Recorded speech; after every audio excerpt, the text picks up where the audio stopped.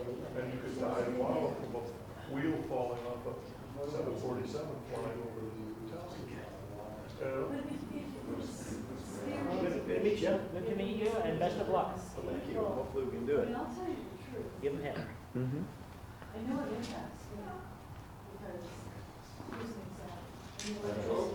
I mean, electricity- Oh, you are? What? Okay, we're Brownlee. Well, From Galloway to Brownlee, you know. oh, Lord. Yeah, but I've been doing this for a little bit. I could just Trying to focus on the plan. So I came out. good. So we have a good shot. Of course, you know, Adam Schiff is gonna be replacing Diane. Oh, yeah. So maybe he and Kamala will become the item. You know, you're right. We'll have the first biracial senatorial. That'd be wild. That's just more fun to bring in and you realize. Yeah, you know, might as well create some sort of room. Yeah, that's the thing, dude. Yeah, you know, see. I mean, Bring a she- lie, bit Yeah, of yeah. press becomes work. Right. Yeah. If she would be convinced that it would help her career, she'd be going after him. Well, I think we have a good shot. I think Erica was gonna win this, Adam Schiff, but it's We'll a just turn it D down, plus put it on the map. 20, 028. In my district, it's only a D plus 60, it's like 60% of the voters are over, Yeah, the median is, 5 of them, so yeah. it's a point. So we have a good shot. Well, it's, you know, on the west side. I grew up here. That's where all the money is. Yeah. So good news. Well, good luck. Thank you very much. Yes. Well, we got a couple more days and we'll find out, right? Yeah, that's right, yeah. Thank you. Yeah, if you pray. That's how I did so well last time. Certainly wasn't the money. So we could tell people, Okay, so. What do we know? oh, she's got all this. Oh, the name of it. Yes. How about now? For us. Would you like some water or something? No, no. Okay, do it for me, so please do. Down now? Woodford Leaf. Here, I put it, I zeroed it.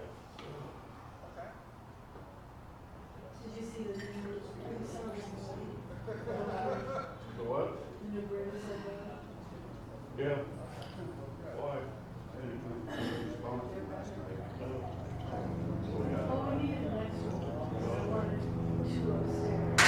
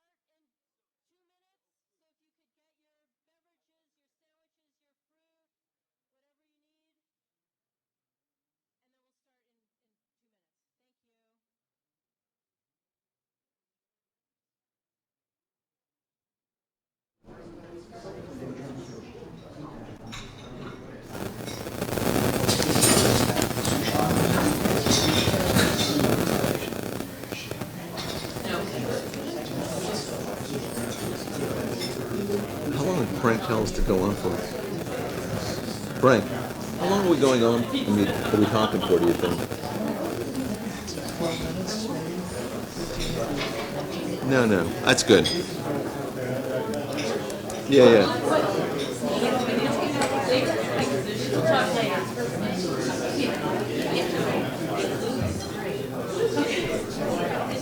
Peter Kim. Well, that was a short 2 minutes.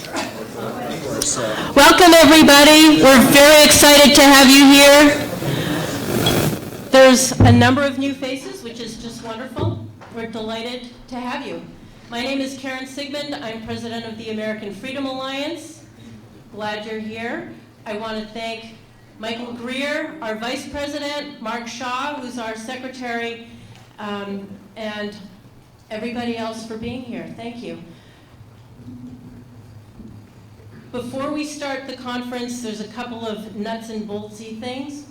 First of all, I want to announce that April 26th, we are hosting a conference right here on the topic of Jew hatred, the resurgence of anti-Semitism, what its sources are, what its consequences are, and how to contend with it. We can say combat it, fight back, how to contend with it.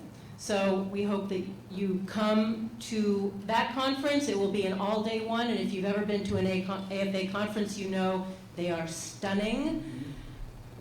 So that's April 26th. There was going to be another Asia-related event on March 8th. You had heard about this? The Safe Korea Foundation was hosting this with Gordon Chang and a number of other people. It was going to be in Koreatown, but because of a few things related to the coronavirus in Koreatown, they canceled it.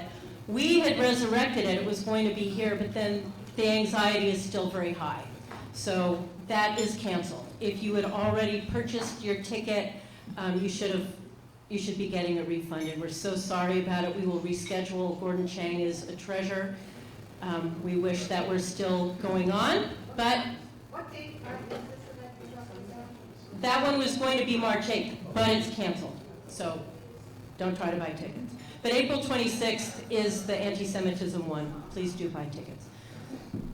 Another thing before we start today, you no doubt have heard that our good friend, Phil Haney, lost his life, is it a week ago? A little bit more than a week ago. He was a national treasure. AFA had honored him. We had actually created an award just for him, the American Freedom Award, because everything that that man had done was for freedom. And instead of being heralded and valued and congratulated and awarded and rewarded by the Obama administration, instead, we know what happened. He was shut out, shut down, and every decision made related to him wound up making us less safe, made him, in the final analysis, less safe also. We loved him as a friend, as a national treasure. It's incomprehensible, the pain that we feel. And I wanted to ask Frank, before we start, if he would say a few words. Frank Gaffney was also very close to Phil, so Frank. Karen, thank you very much, both for that invitation and for your warm welcome to this special briefing. Did you want to say something more after I say something about Phil? Yes. Okay, let me do this then. Well, To the extent that those of you are not familiar with the story of Phil Haney, it is an American both tragedy and testament to the character of our countrymen and women. He was unique in many ways, and most especially his brilliance. But his devotion to our country and his commitment to protecting it was, I think, something that most of us, sadly not all, but most of us would aspire to and try to perform if called upon. And that's what makes his passing so tragic, really, because he was not only relatively young, but he had a gift for inspiring such a calling to those he spoke with. And in addition to the time, of course, in government, and in addition to his book, See Something, Say Nothing, which chronicled his experiences in the Department of Homeland Security from its founding, what he devoted his last years to, in addition to trying to care for a terribly ill wife for a period, was really trying to address an illness that he saw afflicting our country, which was a lack of awareness about the threat posed internally by what I think is best described as Sharia supremacism. And both in his public service and in the years after, he tirelessly sought to expose those who were working to advance that cause, especially here, the kinds of organizational infrastructure that they were putting into place, and basically taking it to the American people. Notably during the elections of 2016 and 2018, in some of the key states in this union, to try to make sure that they were informed. Because at the end of the day, let's face it, if we don't have an informed electorate, heaven help us what they're likely to vote for. Which of course brings us to the present topic, Right. given we're about to do that. So Karen, thank you Right. very much. Thank you. And God if we bless could- Phil Haney. Yes, if we could just take a moment to honor our friend.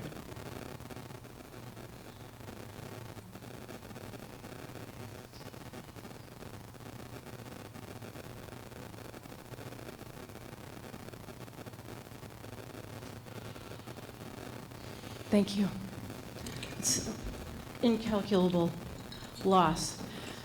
To turn from the loss of Phil, though, it's a delight, it's nice to have delights these days, to welcome Frank and the committee on, who's with Center for Security Policy, and working with the Committee on the Present Danger China, a new focus, one that is obviously on the forefront of all of our minds. We've known Frank for years. If you Google him, you will, the top thing that, right? This is what you'll find. The SPLC, he's one of their favorite guys, as are we. So you're in good company. People who are concerned about threats, as was Phil, as are we. Frank, right? If you Google Frank, it's all the SPLC, gripped by paranoid fantasies about Muslims destroying the West from within, and so on. You get the general gist. Of course, we know none of this is paranoia, and he was prescient, and what we're seeing unfold is exactly what Frank said would happen. He's recently turned his sights to Saving the Persecuted Christians, which is phenomenal organization and undertaking, and now this turn towards China. That's all I'm going to say. I'm handing everything now over to Frank, who will take it from here. Please welcome Frank and our panel.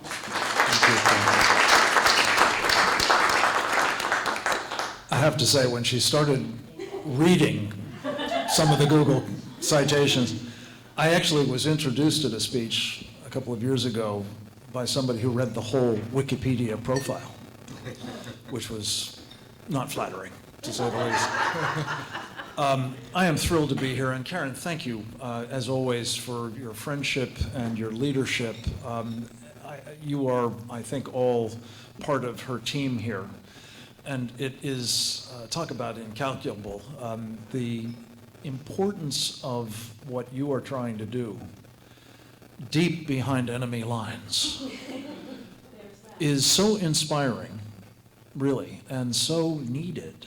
I need not tell you probably, but I really appreciate, Karen, what you and your team and your friends and your supporters are doing to hold the line and help us bring information like that we have to share with you today to you in a very presentable forum and format, and I'm very grateful to you, as I am to my colleagues.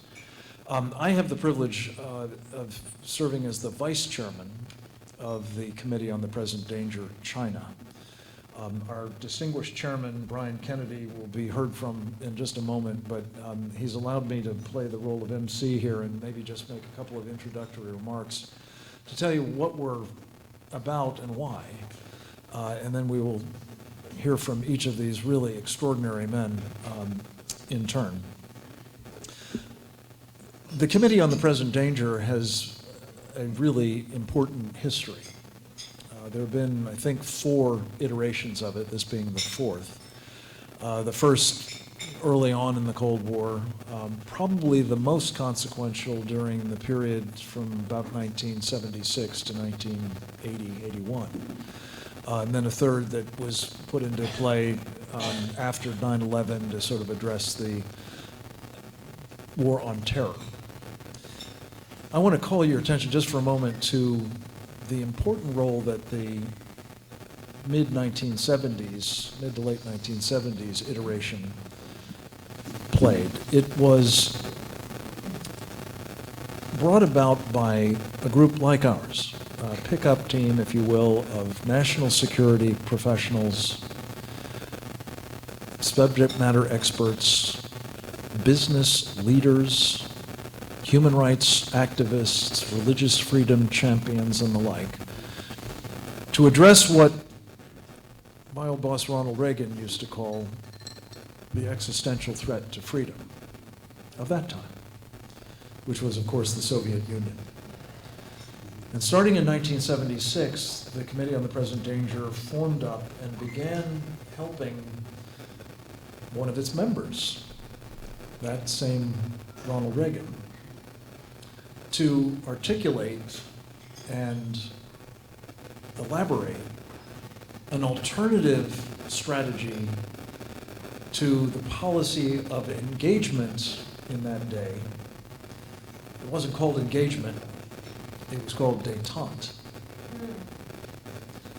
And because it was clear to this team that that was a formula for basically perpetuating, indeed propping up, the Soviet Union, and that that was extremely ill-advised, they helped formulate a strategy that came to be called peace through strength, and ultimately, in practice, turned into rollback of the Soviet Union.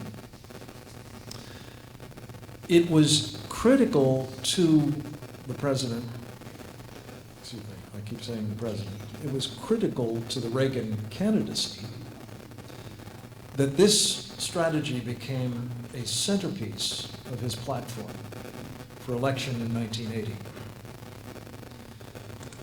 And when the committee was able to help him not only in amplifying this strategy, but socializing it with the American people, it became part of his mandate, his extraordinary mandate for leadership in 1980. And the rest, with the help of 31 members of the committee who went into office to help him execute this strategy, as they say, is history.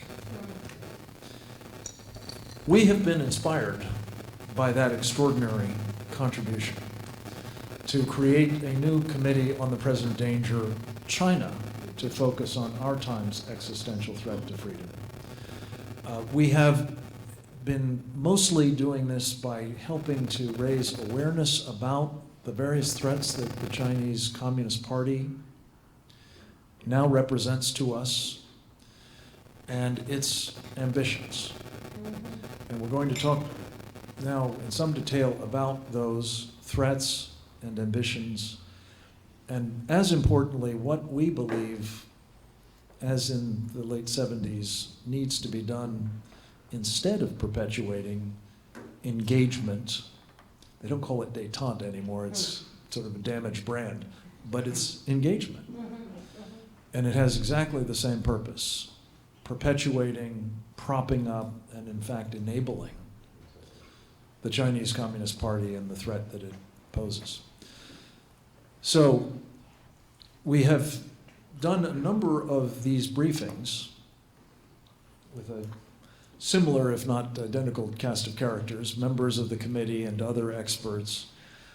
In particular, over the past 3 weeks, we have made a concerted effort to visit early voting states: Iowa, New Hampshire, Nevada, South Carolina, Texas, Maryland, Virginia, and now California, to do two things. One is, as I say, to raise awareness about this problem, and specifically to impress upon both candidates for the presidency of the United States and those who will elect them to that job, that whomever that next commander-in-chief is going to be, whatever their political philosophy or party, job one is going to be China. And that's true whether you're thinking about the national security portfolio or the economic portfolio or now the public health portfolio, almost certainly all of those and probably others as well.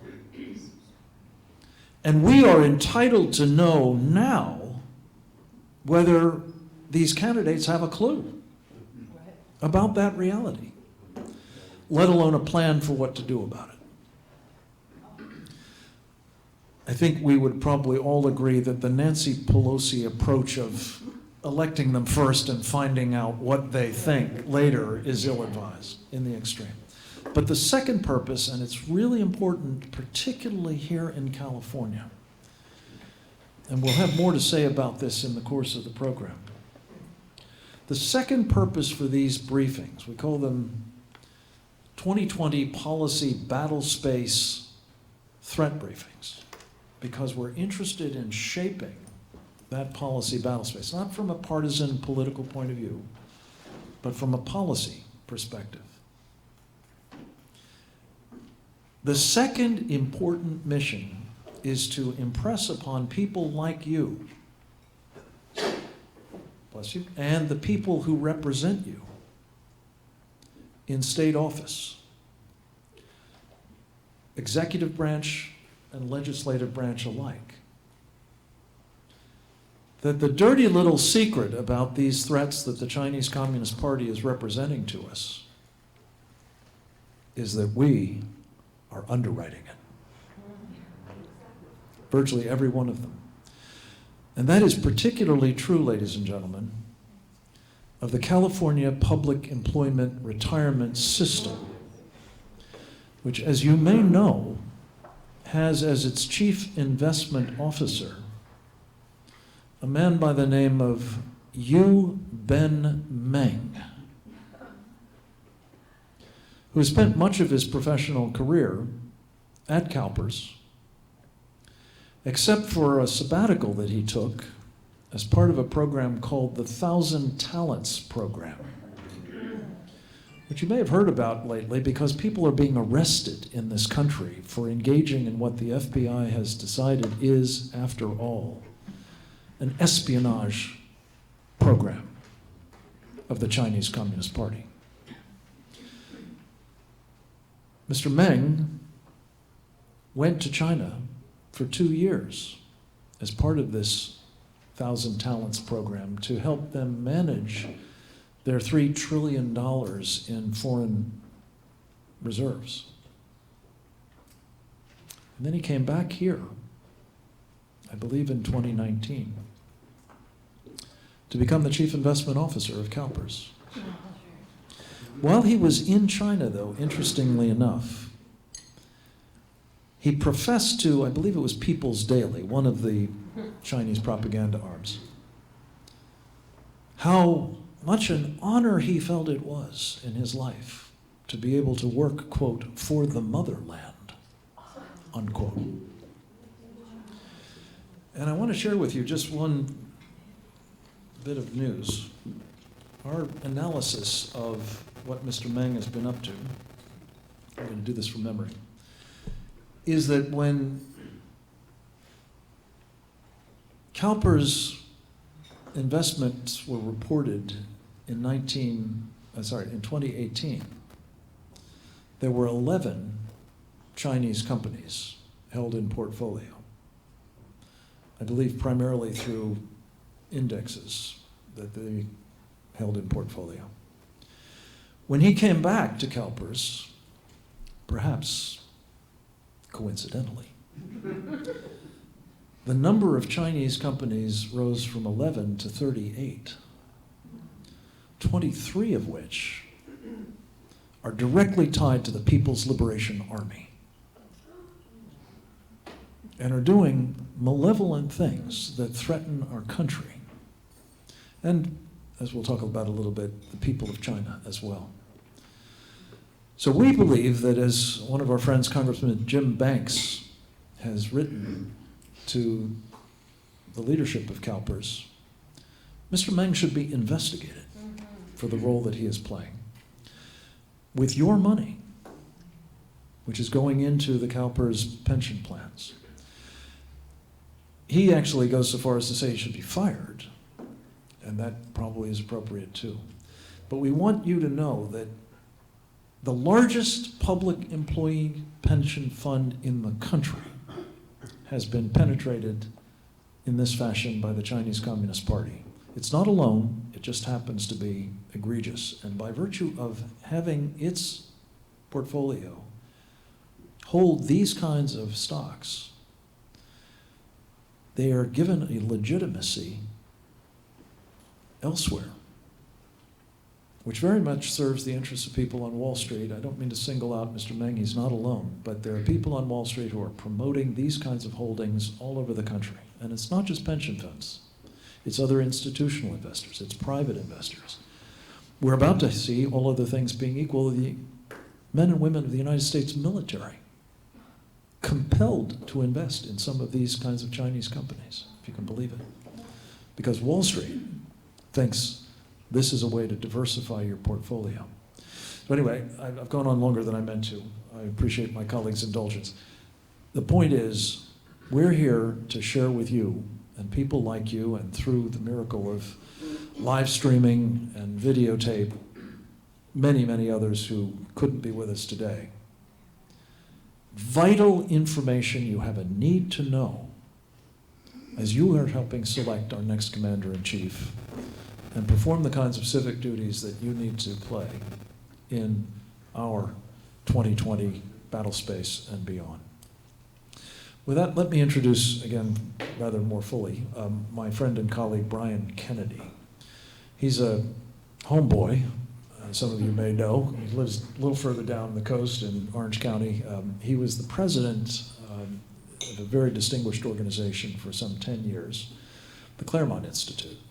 And prior to that, served as its representative up in Sacramento. He was the publisher, and I think still is the publisher. No, does that let that burden down? Of the Claremont Review of Books, one of the best publications in the world. He has been a thought leader on national security and many other public policy issues. You've read his writings in, I'm sure, not only the Claremont Review, but also in the Wall Street Journal and other estimable publications. These days, he runs something called American Defense Strategies. It's American Strategy Group. It's all I always the same. mess it up. It's all the same. He's a marvelous friend, leader, and ally. I present to you the chairman of the Committee on the Present Danger of China.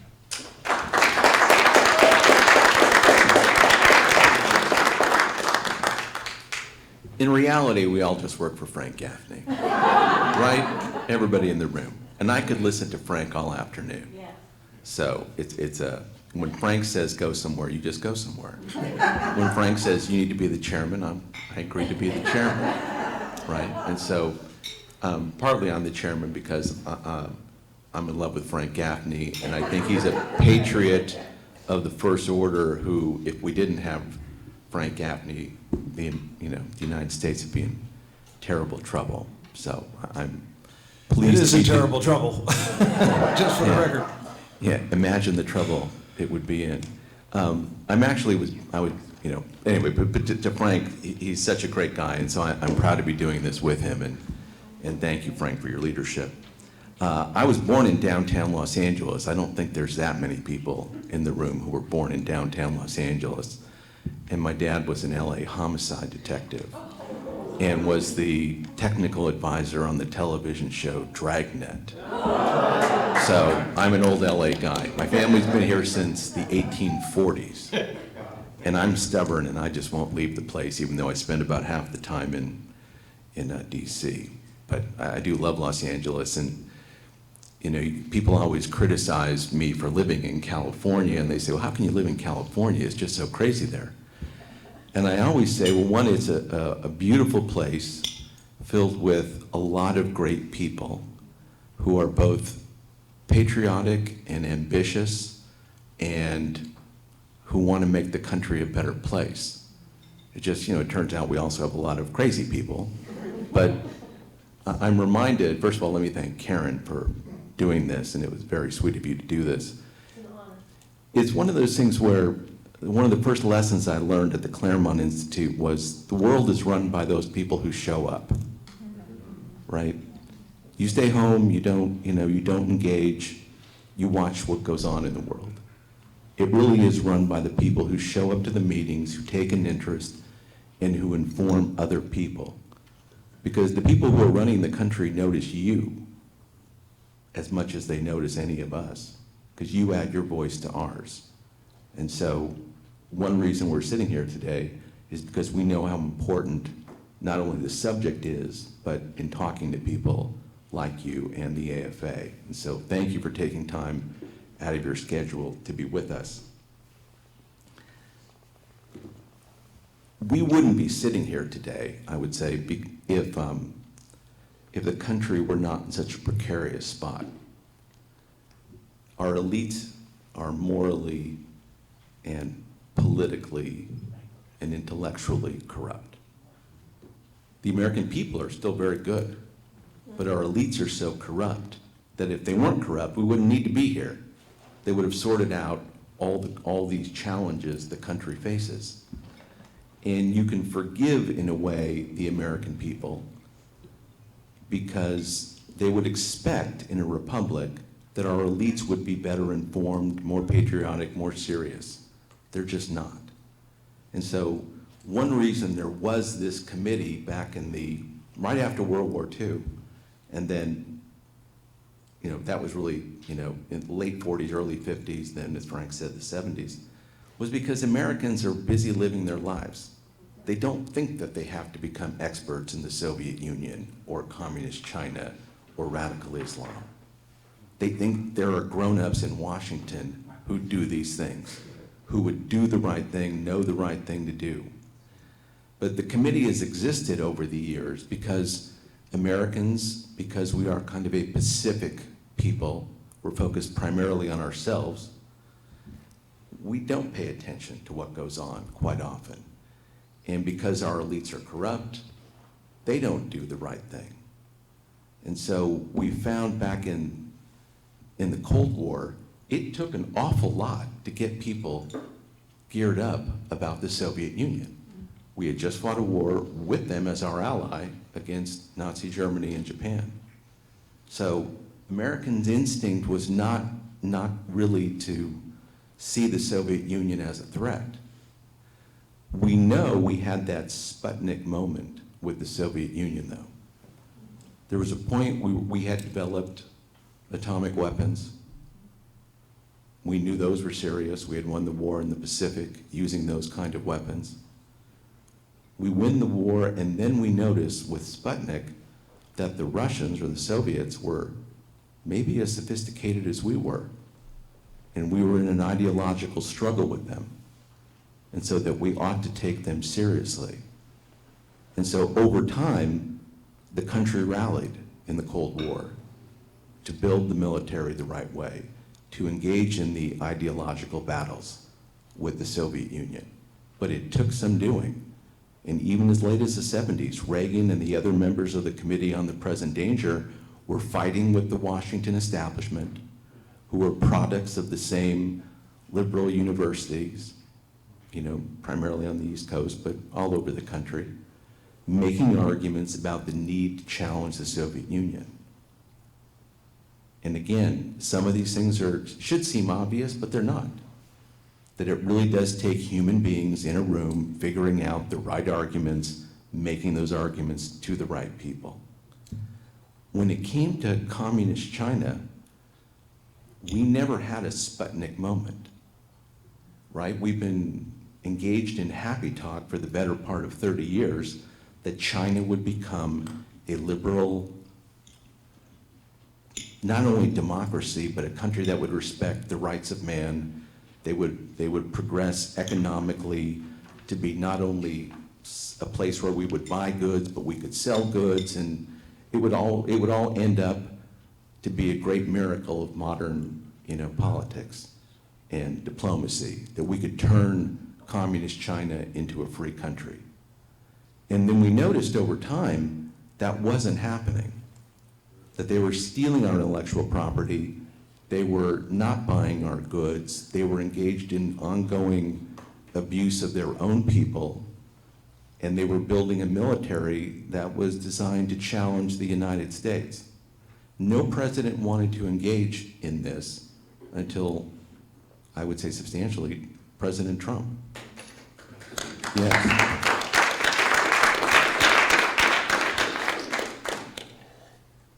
I actually was a surrogate for Trump in the campaign at the convention on national security. So I thought I'd go about reading everything he wrote on national security, especially China. It turns out the guy has been pretty sound for the better part of 25 years on the need for, taking China seriously.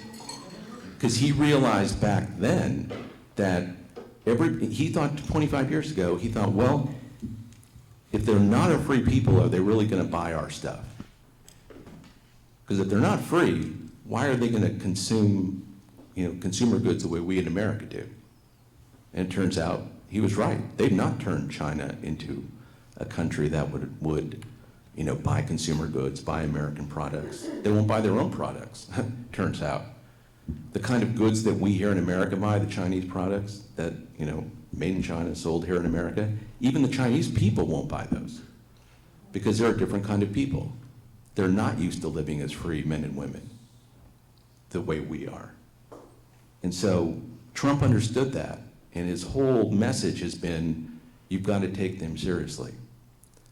And so part of the work of the committee has been, can we help make the best arguments in Washington and around the country about what this Chinese threat really looks like? Can we get people to understand they're building a military that is probably every bit as sophisticated as ours? We like to think we're the best in the world, and we're a great country with great people, but it's not like some of this is magic. They can, what they don't create themselves, they steal from us, right? They have 4th and 5th generation fighter planes and ships, and they've seen what we have done around the world, and they're doing the same thing, and they're really good at it. They're really hardworking. Everyone wants to call this Wuhan virus their Chernobyl. Okay, the Wuhan virus, Chernobyl would suggest that they're an incompetent people and that they're kind of pathetic or something. In fact, they probably knew about the virus back in October and have spent months and months keeping this from us. The United States has a CDC office, Center for Disease Control Office, the US CDC. There is an office in China today. We've worked cooperatively with them on a number of things. They've still not told us about the virus and what's really going on here because they don't think they have to. They look at the United States and they think we're the problem. They don't have to share with us. That they'll do what they want to do when they want to do it. And they look at President Trump and they see a man who is willing to stand up against them. And that is something they see as a key threat to their own future. The Chinese are not an incompetent people. They have the most sophisticated political and diplomatic and intelligence apparatus the world has probably ever seen. Michael Pillsbury, we were talking about earlier, in his book he talks about the Chinese spending $13 billion a year just in intelligence and influence operations in the United States annually. 13 billion, that's a lot of money to spend solely to influence how we see the world. If you look at American universities, they put a lot of money into both professors and in students in those universities. There's today, I believe, 360,000 Chinese students in American universities. That's a constituency unto itself. They fund professorships, they fund Confucius Institutes that take on a life of their own. These are a sophisticated people with real interest to become the premier military and economic power on earth. And until Trump, we wanted to look the other way because we saw the big markets that are in communist China. And so you have China with their influence operations, and then you have American economic elites with their own influence operation. They're telling the world, they're telling the United States citizens, they're telling all those politicians in Washington that our prosperity is tied to Chinese prosperity. And so we can't hold them accountable when it comes to intellectual property or bad trade practices or any of these intelligence and espionage and theft of intellectual property things that are going on. We can't hold them accountable because our economies are so intertwined. We've engaged with them, and so we really can't push that hard because our future is their future and vice versa. And so the average congressman, Republican congressman, is going to think, golly, the Chamber of Commerce, they're complaining about this, and so we really, we got to be sensitive to these concerns. And so you have the Chinese pushing in one direction, you have the Wall Street types and their economic interest pushing in one direction, and Frank, I'm sure will elaborate on some of the things we've learned about CalPERS. But the combination of those two things is very powerful, very powerful. One purpose of the committee is not to say to you, hey, we're China experts, and we want to tell you what's really going on. We can tell you, these two guys with us here today, John and Greg, are both very knowledgeable on China. They can tell you a lot about China. My message to you is to think of this as an American, to think, how do we defend America against any enemy? One right before us is China. Too often in our national security work that you see on television and what have you, everybody invokes being an expert. This is not about expertise. This is about common sense.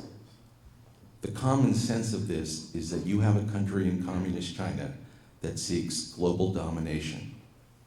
Now, that doesn't mean they need to come here and conquer us and have us all speaking Chinese, but they mean to order the world to their liking, in their design. And they believe that our political and economic elites are so corrupt that they're going to continue to do that.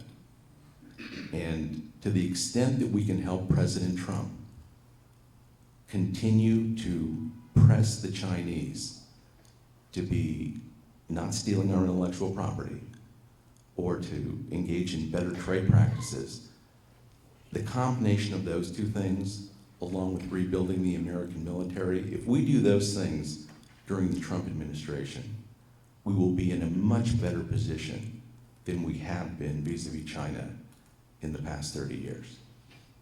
And to the extent that we can tell this story to the American people, we are firmly of the belief the American people will do the right thing. And I hope Frank later will talk about a poll that he commissioned, which I think is a brilliant example of the kind of work the committee can do to explain to the American people that they already have much of the right views. They just need to have people in Washington and elsewhere support the common sense of the American people. So with that, I'll turn it back over to Frank, but let me thank you again for joining us here, and I hope you will follow the work of the committee.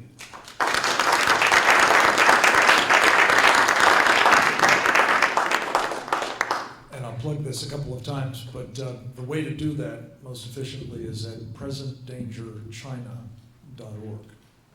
presentdangerchina.org. Next up, we're going to hear from Colonel John Mills, United States Army retired, a veteran of the Army Special Forces, a man who has not only distinguished himself in combat and in uniform, but also in the wars that take place in the swamp in Washington, D.C. as a civilian official in the Office of the Secretary of Defense. He's had responsibilities for cyber warfare and strategy for the Secretary, and has been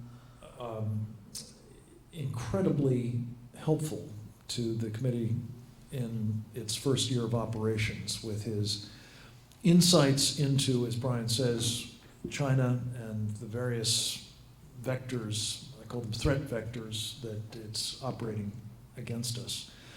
And one of the things that he's drilled down on a bit, which I think is really important for all of us to understand, both in terms of its own implications for the various countries involved, but also for the strategic purposes that the Belt and Road Initiative of China serves for us, for our interests, for our security as well. He'll touch on that, and I hope also a bit on cyber-related issues, 5G perhaps, and others. But John Mills, welcome. It's good to have you with us, sir. Absolutely. Thank you, Frank. And thank you, all of you, for coming. Karen, thank you for putting this together. This is very impressive. We really appreciate that. Thank you, Frank and Brian and Greg. I really appreciate it. Yeah, so I've 37 years been fighting the battles, either on the front line or inside the swamp. So I'm one of the white knights inside the swamp here, and it's a knockdown, drag-out brawl every day here. Currently, I'm not in office. I'm retired. That may be changing here, but you know, we appreciate your support too, because we couldn't do it without you here. But what are we dealing with? And I always like to put my life cycle in 4 phases here: Cold War, peace dividend, war on terror, world in chaos. Okay, those are the 4 phases here.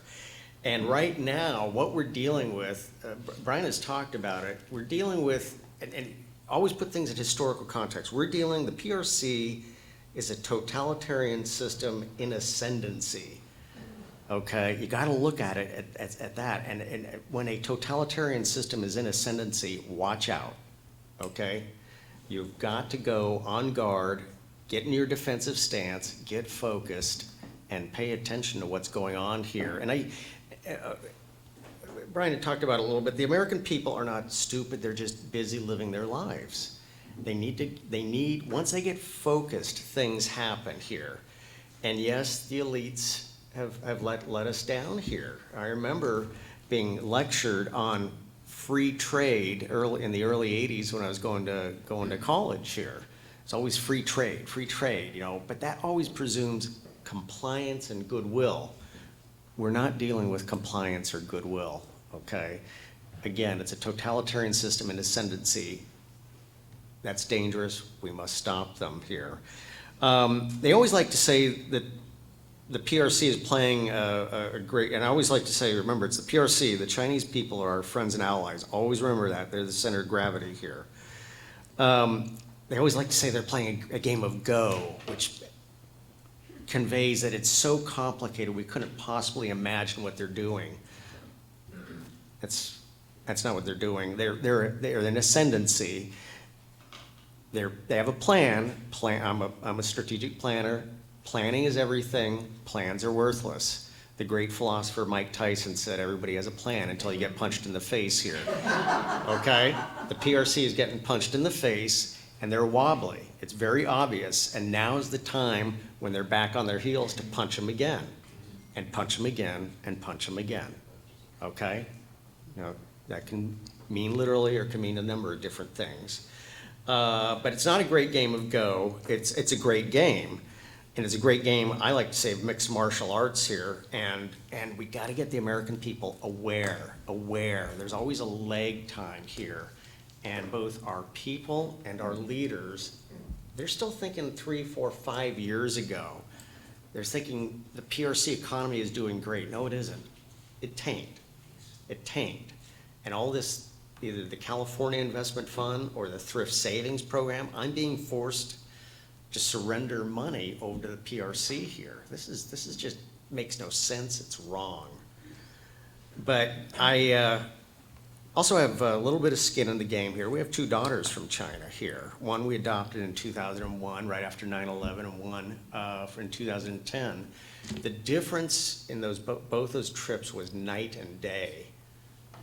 2001, everybody was very happy. Everybody was happy baby, lucky baby, good for you. 2010, we were invisible. They couldn't, they'd already, you could see it. The buildup had already occurred. Remember the critical period in Nazi Germany, 34 to 38. Those 4 critical years. That's what we're facing. We're way past that now. But in 2010, very, very negative. First noticed, and again, this great game, we have to be flexible, we have to be agile. They've used cyber against us, okay? One of the things, I pivoted topics in about 2007 in the Office of Secretary of Defense from counterterror to the cyber game and the cyber situation here. And we noticed that what had been our greatest advantage, our networked advanced capabilities, threat actors were using, flipping that and using it against us here. And that was Russia, but it was most ominously the PRC. 5G is the game right now. Our companies are asleep at the switch here. And we have to do a variety of things to give them incentives, capital gains cuts, tax cuts, to get them energized and involved in this. Because 5G is in many ways a massive influence operation. That's what I also say, look at their influence operations. It's not just overseas, it's right here. Hey, I feel it on the metro in DC when you got PRC, obviously PRC agents running around the metro system here, and you're having to push and shove with them on the metro system here. They're surging right now. I would argue their spring has sprung, our spring is still compressed. We have the advantage. They're on their back of their feet now. Let's continue to compress our spring and pop it at the right time. Their spring is sprung. With cyber, very interesting here. I was at an international cyber conference in Singapore in 2017. A couple of telling things here. One, everybody's not being American-centric here, but Singapore is a declared English-speaking country, as is Taiwan now, dual language country here. But everybody spoke in English there. That was a strategic statement of who's the big dog in the room, who's the leader. When the PRC leaders spoke, they spoke in Chinese, okay? And I'll never forget one of the ladies from the PRC who spoke from the Ministry of who knows what. She was just, I had never seen such an impassioned, aggressive, over-the-top speech in an international forum. And I talked to my colleague, a CIA lady next to me here, said, what was that all about? And she goes, well, you got to realize that she wasn't speaking to us in the room here. She was speaking to, this was a test and a grade of her to the Central Committee back in Beijing. That's really who she was speaking to. But it was, again, she was an advanced guard. She was an agent of a totalitarian system in ascendancy. That's the danger there. But going on here, one of the first times I noticed what was going on with the PRC was in 2010, when we got hit with the great efficiencies exercise with the administration at the time. And one of the first things, so everybody was in a panic, 2010, the administration had said, we're gonna cut defense significantly. I'll never forget when the SecDef came out with the Gates efficiency memo. It was horrific. Essentially put us in essentially a flat line for until the Trump administration. One of the first things the Air Force did was essentially cut O&M spending. One of the first things they did was cut obscure, irrelevant things like Lodges Field in the Azores. You know, an obscure airfield in the Azores. Those are islands off of Portugal in the middle of the Atlantic. Okay, who cares? So what? Who cares? What does that have to do with anything? Well, you know, we needed to save money. Portugal was desperate. Guess who was the first country and only country to step in? The PRC. And I had to beat down the door of several generals, Air Force generals, and they were saying, like, who cares? Who cares? I said, do we want the afterburners of F-15s being heard on the Azores, or do we want the afterburners of J-20s? Okay, I'm sorry. That's a very, very bad thing. We beat that back, but we were unfocused. We weren't paying attention. Vacuums were being created, and this is, in the great game, this is one of the big things, is vacuums. You can't be everywhere at once, but you've got to defend your vacuum. Don't let a threat take advantage of your vacuum. And that's what the PRC has been doing with cyber, with 5G, they're desperate for liquidity. That's why they're raiding our retirement funds right now. This is just insanity here. Floating them alone through the thrift savings program, the federal thrift savings program, the largest retirement fund in the world. This is like floating a loan to, Herr Hitler, in 1943. Geez, we see you're stressed out, you're short on money. Here's a huge liquidity plus up. I mean, this is insanity here. Why are we doing this here? But again, I think it's a lack of strategic focus here, that we just get distracted, we don't understand. And even, as Brian said, we trust that we have adults watching the store. That's not always the case. Another thing that was mentioned, I don't think I've heard it, this was the malaise of the 70s here, which led to the second Committee on Present Danger. And I think it's in many ways, we're starting to get focused now, we're starting to pay attention, but we're in a period of malaise, a vacuum. The PRC was taking advantage of that. I heard the term rollback. When I first came into the national security structure in the early 80s, that was, there's nothing we can do. The Soviets are on the ascendancy. It's over. The best we can do is just hold the ground we got. That's it. That's the best we could do. And then Reagan came in, and a number of great leaders in the military said, no, we're not just going to defend, we're going to roll back. We can do this. And it was like, oh my goodness, all the big heads said, well, you can't do that. That's impossible. Well, we did it. We did it. And that's what we need to do now. We just need to get focused. And again, the PRC they are not everywhere. They don't have everything figured out. This great game of Go, the first thing we do with their game of Go, we knock it off the table. We're going to play by our rules and do it our way. And they don't have the agility to adapt and respond to that, because they're so used to us. We do this, the Americans do this. It's so predictable, and that's one thing about President Trump that has just drove them absolutely batty. He doesn't play by their rules. And it's incredible. And they go, oh, we do this, you're supposed to do this. knock their game of the Go right off the table. And they, well, okay, do that. We're gonna knock that off the table.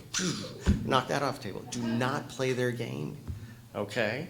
And we have to use this is one of the big themes here.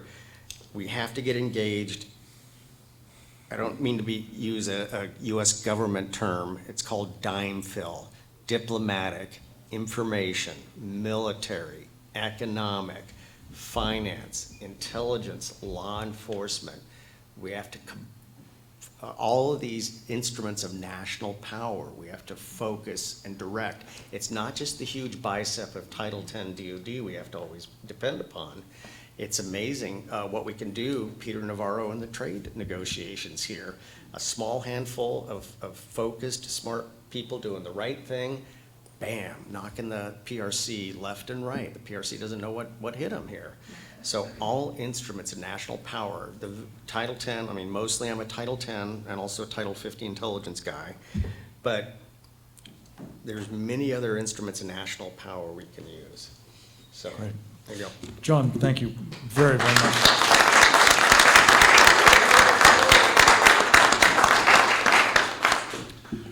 Well, I'm thrilled to be able to present to you for his maiden appearance in one of these threat briefings. Actually, not your maiden. You were actually with us earlier last week. Excuse me. His maiden appearance in his native state of California, let me put it that way, of Greg Autry. Dr. Autry is a highly skilled entrepreneur as well as trained economist and practitioner of the tradecraft of public policy information warfare. Because we've just heard mention made of Peter Navarro, one of my personal heroes, who is indeed one of a handful of extraordinary public servants currently helping Donald Trump knock the go board off the table with regularity in his role as the trade advisor. But he has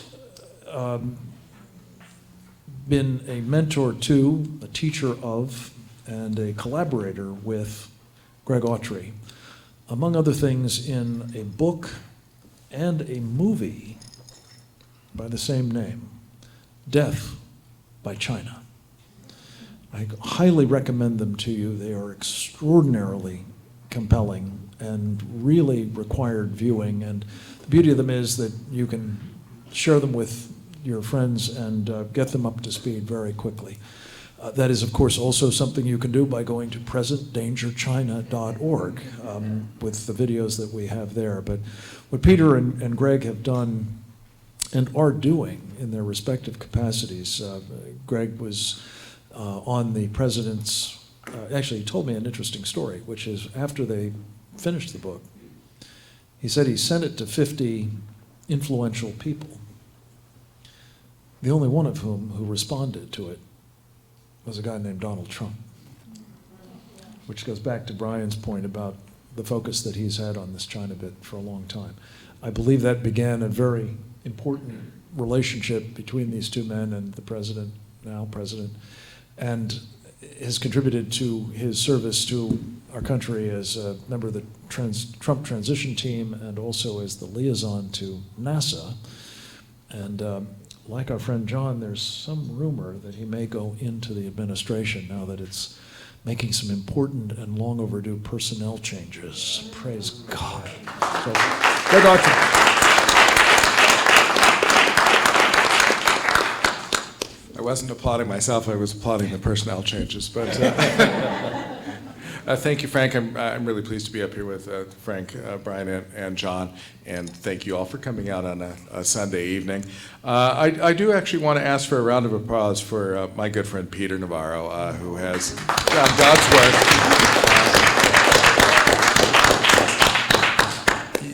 Every time I see Peter, I'm amazed at what a great mood he's in, how physically healthy he is. The guy is just got it together, and a town that is known for taking people apart. And every time I see him, he's taking it up a notch. So I really think you've got a fighter there on your side there.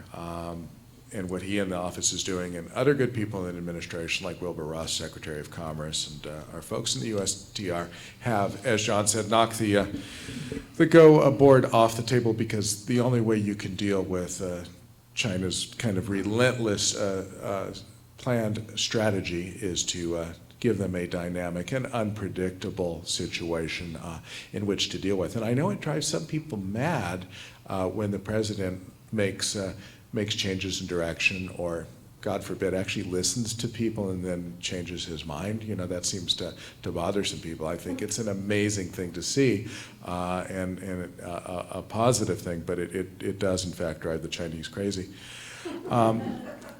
What I wanted to talk about was space, because that is my interest outside of China, but the two have converged interestingly. I have spent 20 years almost now trying to alert people to the China issue, and very often I felt like the boy yelling that the emperor had no clothes. For many years in the mid-2000s, if you tried to suggest that free trade wasn't really working out economically the way we had been promised, or that China had military or geopolitical ambitions, or that they were doing horrible things like putting people in prisons for their religion, you just got either a blank stare at best, or you got sidelined. It was really hard. At the same time, I was studying something called the commercial space industry, which I began to use as my research context back in 2003. And people thought that was crazy because space was a domain that governments ran, and that's how it had always been, and that's how it always be. And I'd say, you know, there's this fellow Elon Musk, you're gonna hear about him. And now they thought I was crazy. Now I'm have the coolest research domain of any research professor in California, if not the United States, because I've embedded myself in this industry. This is really important because I believe space is going to be the economic domain of the 21st century, the way that cyber and internet were for the last half of the 20th century. This is where, thank you. All right. This is where countries are going to make their fortunes and lay down their geopolitical footprint.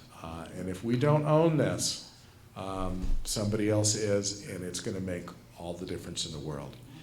We are at this moment that is really the equivalent of the 15th century, the age of exploration, when the European powers began to go out and essentially colonize the world for better and for worse outcomes.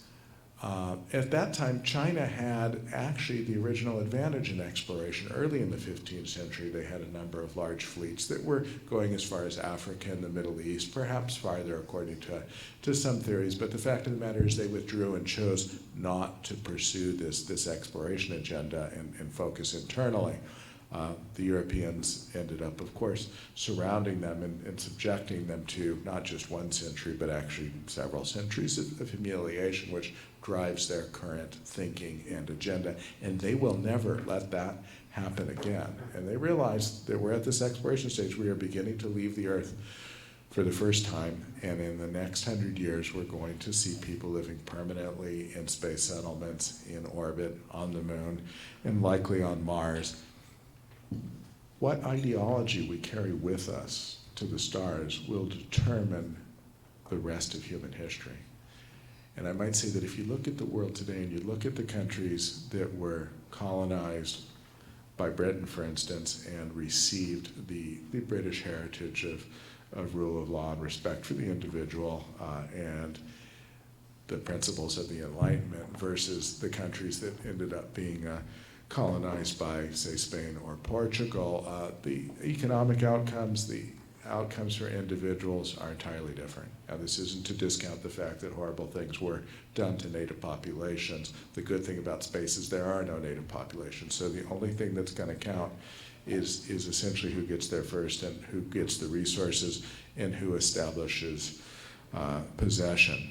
And I believe it's extremely important that the United States take the lead, bring our free allies along, and that we do not allow authoritarianism, fascism, and nominal communism to leave the planet. Okay, that all needs to die here.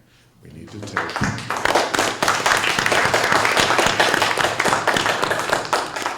We need to take the principles of the Enlightenment to the stars, and we've got to be committed to that. I've spent a lot of time in the space community, and there are a certain number of well-meaning globalists there too. Just like I teach in academia, I'm a professor over at USC, and there are these well-meaning globalists. And they have this belief that they've been taught since they were kids by their well-meaning parents that you know, all perspectives deserve equal treatment, and everything is relative and subjective, and there are no objective value systems, and God forbid that a parent or a school or a nation should attempt to instill objective values into you. And the result of that is that they believe it makes perfect sense to bring the Chinese communists along with us, you know, into a space station or to the moon or some other thing. You know? And when you oppose that, you know, you're likely to be described as a racist or something. You know, to tell you the truth, there's nothing I'd like to see better than a Japanese astronaut or a Taiwanese Chinese ethnic person accompanying American astronauts to the moon, and I think our agency needs to pursue, but what we don't. John next to me several times said PRC, and you know, I've got to say I've stopped saying that, because one of the key things about the Chinese is that they want you to buy into the big lie, and by repeating a lie over and over again, you begin to believe it. And PRC is the lie. It is not the people's, obviously, and it ain't a republic, okay? So I'm just calling it Communist China.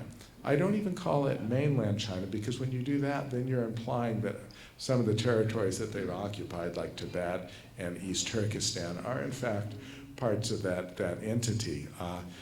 And that's not it either. So I'm ditching that word. I'm just sticking with Communist China. And the other thing I'd like to point out is their flag. Did any of you know what that flag represents? How many of you understand what its symbolism is? Okay, we've got one back there. But you've got a red field, and up in the corner you've got 5 yellow stars. One is bigger than the other. The central bigger star is the Communist Party, and the 4 other stars are the Chinese people, who are essentially in orbit around the Communist Party. Now there's a couple of other interesting bits of symbolism there, that if you take away the 5th star, then you have 4, which in Chinese is a very unlucky number that connotates death, meaning the Chinese people can't survive without the Communist Party. So this flag is not the symbol of China. Don't use it as the symbol of China. I prefer the flag that Taiwan uses currently, the Sun Yat-sen flag, which represents again the values of the Enlightenment, liberty, fraternity. One of the things about space that's interesting is that this economic boom is beginning to happen, and it's happening here in Southern California. This is the epicenter of the new space age. Just down the road from my office at USC, SpaceX employs like 5,000 people in good paying jobs that can support a family, something that's vanished from Los Angeles. And these aren't just all super sophisticated scientists and engineers. They do have some of the brightest minds in the country, and they've hired many of my students, I'm proud to say, and they work them to death building rockets there that are amazing. But they've also got machinists and laborers and inventory people and a whole wide range of skills that we used to have in this city. So that I remember when I grew up in LA in the 70s, I don't know how many of you might have been of a similar age, I didn't know what a homeless person was. I had never seen that, right? Why? Because if you got out of high school, you could go down to Rockwell or North American or McDonnell Douglas, and you could get a decent paying job that would support a family in the paint shop or the machine shop or driving a truck or whatever.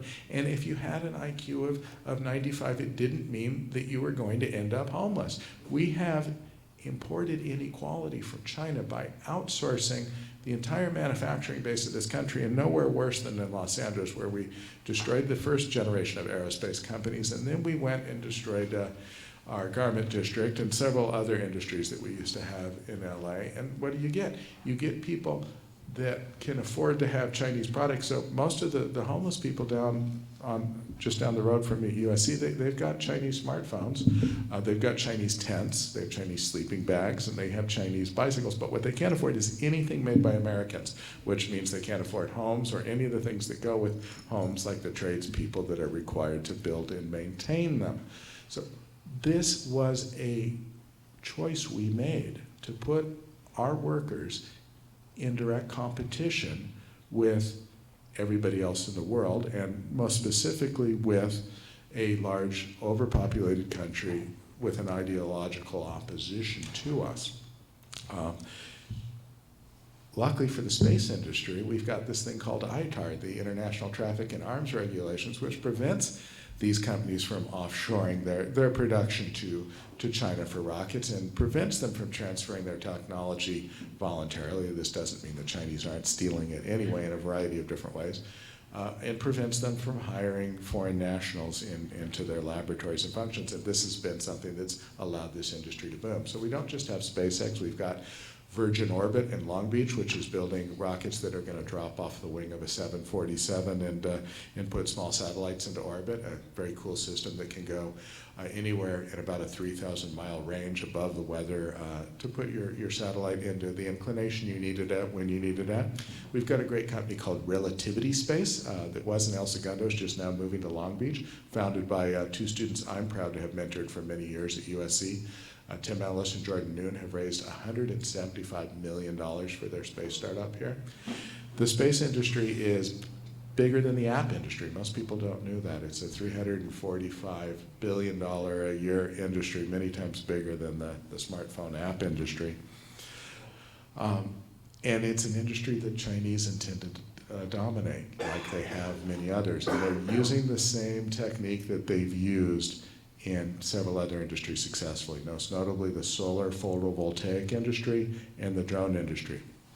These were two markets where the United States developed the technology, mostly using government taxpayer dollars to fund governmental organizations as the primary anchor customers for these products, and with flat-out governmental grants from National Science Foundation, NASA, and elsewhere to drive the leading edge of these products. So when solar power was developed at Bell Laboratories in the 1950s, there was nobody ready to receive it, and a small group of those scientists spun off and formed their own company, but they didn't have a customer until the Vanguard satellite, America's second satellite, used solar power. And from that point on, space has driven solar power as a technology from about a 5% efficiency rate to the high 20s, made the product lighter and better. And NASA was actually the first organization to put solar panels on the ground in a community and power it.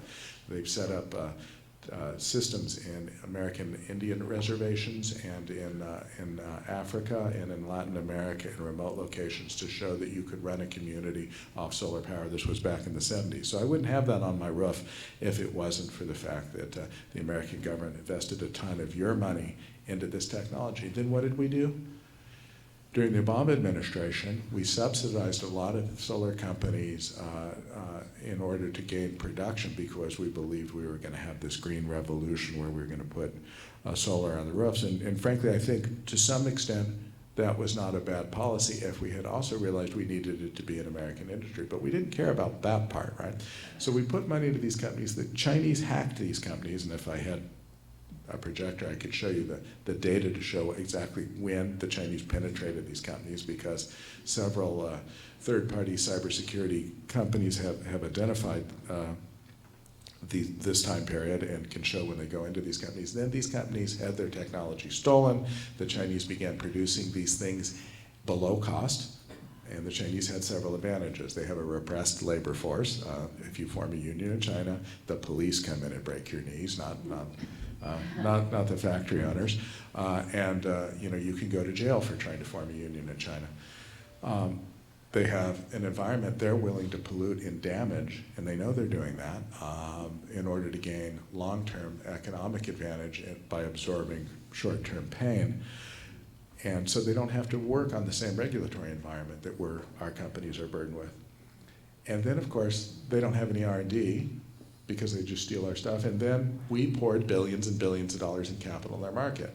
So we fund them, we give them open access to our markets, they don't give us access to their markets, they either steal our technology or we transfer it as part of the agreement to theoretically access their market, which you don't get access to. Then they subsidize these companies, which are usually state-owned enterprises, with money from state-owned banks, loans that they don't have to essentially ever pay back. And then they take over the market, which they did in solar. So the American solar companies get hacked, their technology stolen, then they go bankrupt shortly after getting a bunch of money from the US government and from their states.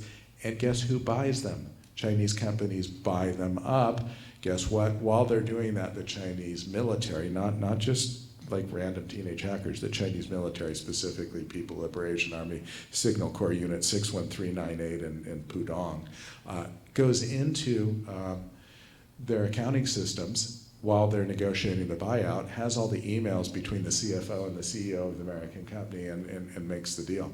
So by the time that we actually got tariffs on solar panels, which was the first, or solar modules and cells, which was the first set of tariffs that President Trump put in, and I worked with the solar industry on this issue. By the time that happened, there were no manufacturers of solar cells and modules in the United States that were owned by the Americans. There were two companies left, one owned by the Germans and one owned by the Chinese. And it was actually the president of the company that was owned by the Chinese that was fighting the most for the tariffs on the company that had taken over his company.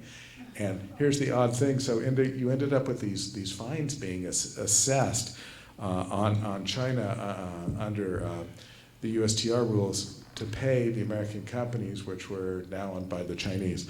Anyway, it was a disaster because we waited too long. The drones, same thing. We developed this technology with government, taxpayer money, and just let the Chinese take the whole industry.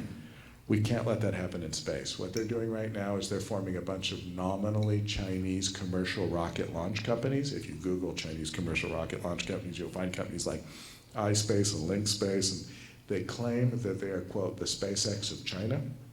But if you look at the rocket they're launching, they're all actually launching a 3-stage solid rocket system on a mobile launcher. And anybody that knows anything about space knows that a 3-stage solid on a mobile launcher is an ICBM. You don't build that for space launch because it's not the most cost-effective way to do it, and frankly, it doesn't need to be mobile because they only launch them from fixed sites. But these are Dongfeng 21 intercontinental ballistic missiles that come right out of a Chinese state-owned military production facility for free, essentially, to these, quote, nominally commercial companies. And if you look at the founders of the nominally commercial companies, they're PLA officers or they're members of the Chinese government agencies that develop these technologies, and they're calling themselves a private company. Their funding all comes from, guess what? Chinese state-owned bank, except when they get Americans from Silicon Valley to invest in them who are eager to help China claim its rightful place in space.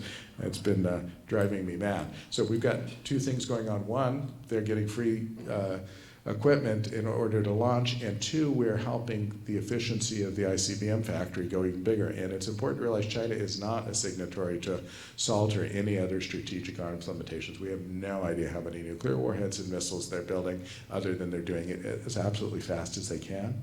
And the only purpose for that is to kill Americans. That's the only strategic enemy that they've really got to worry about. This is where your Walmart dollars go. This is where Tim Cook is sending your money to fund those missiles that are designed to kill your children. Now, what are they doing in the marketplace with these rockets? They're already bidding at $5,000 per kilogram to sun-synchronous orbit in a market where the startup companies here in California were planning on getting between $25,000 and $40,000 per kilogram, and that's what their investment model is based on. Nobody can make money at $5,000 per kilogram, but you don't have to when you're the Chinese company, because you don't have to pay back the bank loans and your rockets are free, and the reason you exist is to destroy the American industry that's emerging. Have no doubt about this. The Chinese government intends for the American space industry to be destroyed because they want to own it the same way they want to own solar panels, same way they want to own the drone industry, same way they succeeded in taking over the telecommunications industry. They've identified this. They're going to do it. This is happening right now. The next thing that they're going to do then is own the satellite constellations that come with these rockets, and specifically these are the global internet communication systems that are going in, and the imaging constellations that are going in, so they'll be able to look at every point on Earth up to every hour is what they're looking for, with a 1 meter resolution, which means they're going to know where your car is, Okay, they're going to know everything about every American military base, and they're going to share that with everybody in the world. The only thing you won't be able to see when you look at their data is what's happening in East Turkestan with concentration camps, or what's happening in Tibet, or anywhere that China doesn't want you to see. We cannot allow them to own these communication systems or these imaging systems or the space launch systems. This is something that has to be addressed now. I'm very proud this administration is doing the right thing on space. President Trump put in the Space Force.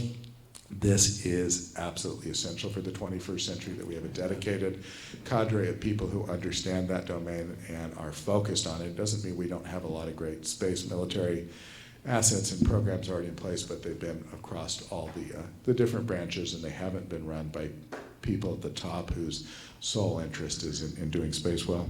President Trump has increased the NASA budget from when I was there. It was $19.2 billion. That was basically the same number that George H.W. Bush left it at, with no adjustment for inflation or the growth of government.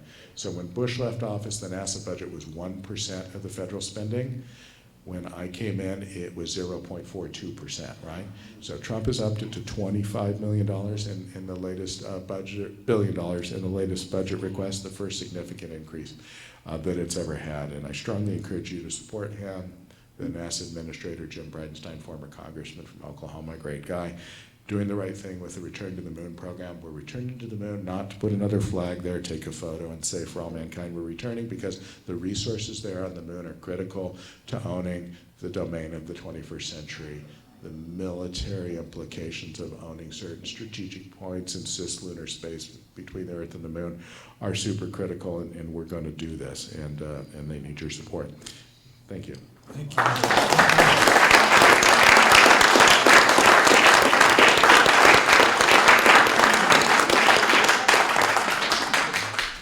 All I can say is wow. Thank you very much, Greg. I'm just going to take another 2 minutes, and then we'll open it up, I think, to questions, because we're going to run short of time, and we do want to hear from you if you would like to put some questions to us. Brian invited me to do two things: talk a little bit more about CalPERS and talk about the poll. I'm just going to read you a selection of companies that you and your tax dollars are investing in China. There's a conglomerate called AVIC, which stands for the Aviation Industry Corporation, as I recall. It's got a whole bunch of subsidiaries. They make things like bombers and transport planes, drones, aerospace systems, helicopters, components and parts for military planes, engines. Then there's the China Communications Construction Companies. They've put into place fortified islands in the South China Sea with which to control those vital waters. China Shipbuilding. They make things like frigates, submarines, missile destroyers, UAVs, carriers, and shortly nuclear-powered carriers. China Space Satellites, you've just heard from Greg about the implications of all of that. China Mobile, telecoms between the United States and foreign countries. What could possibly go wrong with that? China Telecom, internet surveillance censorship. A company called Hikvision Digital Technology. It is the central component of the social credit score, something we might talk about in Q&A. This, by the way, is a company that it is illegal to do business with because it's on the procurement ban and entities lists of the United States government, yet you can still invest in it. What's wrong with that picture? iFleet Tech is a voice recognition system. Again, part of this social credit system for monitoring everybody in China. Taiji Computer Corporation provides the information services for the General Office of the Central Committee. Your tax dollars at work. And then there's a company called ZTE, Zhongjing Telecom Equipment. They manufacture telecommunications gear, of course, some of which they've been selling to Iran and North Korea, for which they too have been sanctioned by the United States government, again, making it illegal to do business with them. This is, as several of my colleagues have pointed out, not simply outrageous. This is obscene, because it is, to adapt the famous Leninist phrase, financing the rope with which the communists will hang the capitalists. And again, it's happening right here in California, thanks in part, not entirely, but in part, to a fellow who worked for an outfit that the FBI has called an espionage operation. You, Ben Ming. Secondly, on the poll, at the last week in January, the best pollster in the country, as far as I'm concerned, John McLaughlin, happens, among other clients, to have the President of the United States as his client, went into the field for us to survey what 1,000 likely voters thought about China. It was one of the most heartening public opinion surveys I have ever seen. Not only because the top lines, the sort of averages, showed incredible common sense on the part of the public in this country. And again, not just the public, the likely voters. Concerned about China, and interestingly enough, the more they learned through some of the questions about it, the more concerned they became. But as important as those top lines, what was really fascinating about it, and I think of very important consequence for an election season, is that the so-called crosstabs, the demographic breakouts of the various subgroups, the male, female, old, young, rich, poor, white, black, Christian, non, and so on, sense at work in the American public. And the more they're told about the sorts of things we're sharing with you, the more confident I am that they are going to, as they indicated in this poll, make China a voting issue. Give a mandate to someone who is going to take a robust position vis-a-vis China, not perpetuate business as usual of the kind that we've been hearing about. John McLaughlin was so impressed by this poll that he said publicly, this is the sleeper issue of 2020. And that was before the coronavirus made it the wake-up alarm of 2020. So we're here, I hope, equipping you, and heavens knows how many others who are not with us but going to be viewing this, to take a responsible role in helping further this education, to arouse our countrymen and women to the need for a far greater appreciation of the present and growing danger from the Chinese Communist Party. So we thank you, and we welcome your questions if you have any. We'll try to repeat what you said. Can they find the poll results on the website? They can find the poll results on the website? Poll results, videos, letters, joint statements, all manner of other things are on presentdangerchina.org.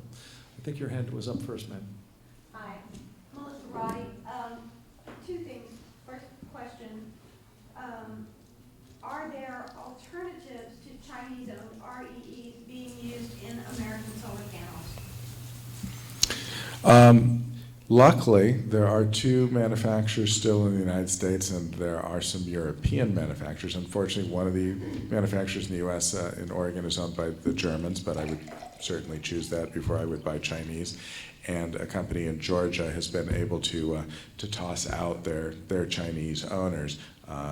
So I would look for Suniva as one of your choices, but you've got to really dig down, because if you just go to your typical solar installer, they want to sell you the Chinese stuff.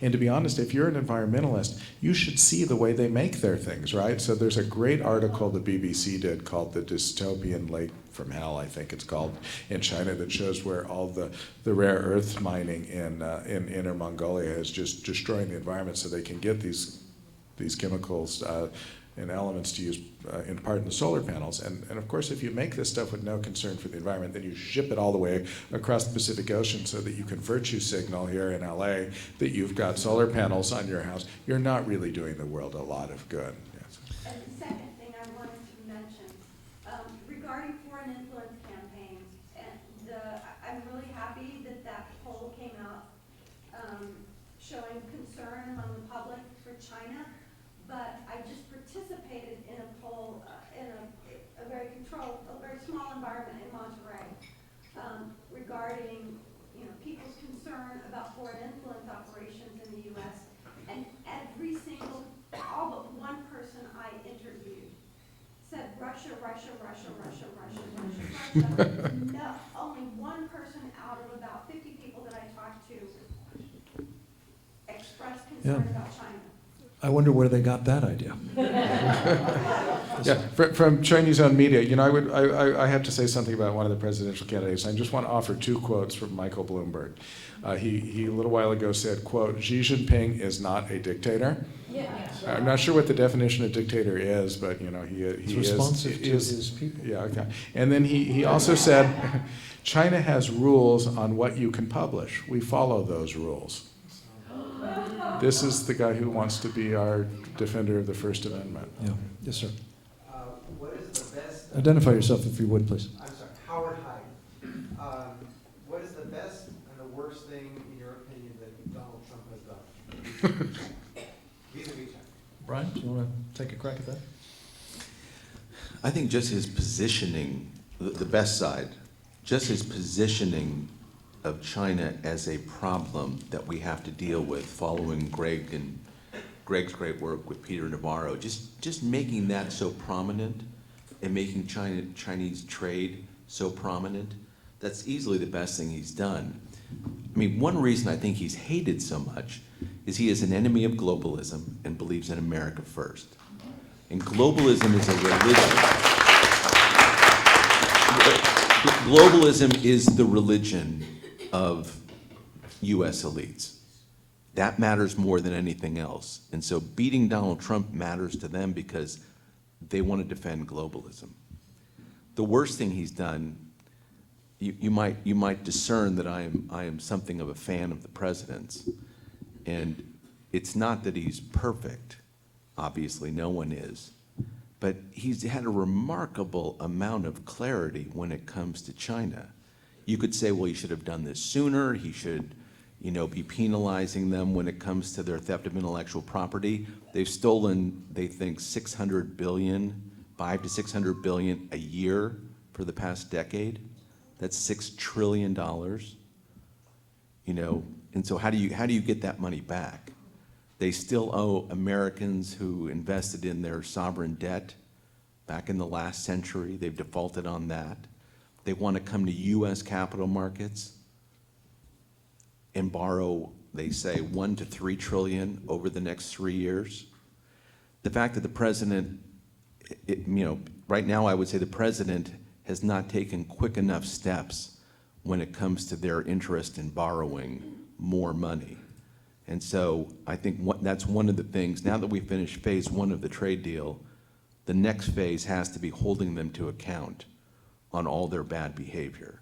And so if I'm going to be critical in any way, it's that he didn't do it sooner, but he's had a lot of opposition from a lot of fronts, and he's not built an administration of people who are loyal to his way of thinking. He's fighting half the time, as is Peter Navarro, with parts of the financial and economic parts of the administration that are more than happy to turn over much of our sovereignty to the PRC.